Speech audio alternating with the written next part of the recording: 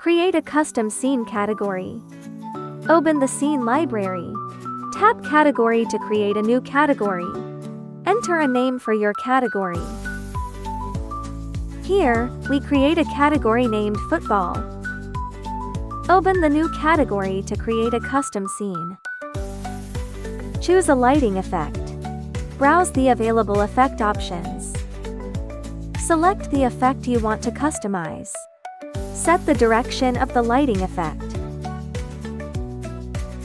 Add colors to your scene. Adjust the color settings and effect speed. Preview the changes in real time.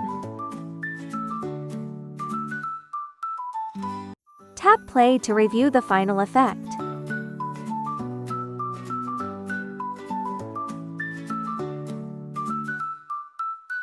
Tap save when you are happy with your custom scene. Enter a name for your custom scene. Your custom scene is now available in the category.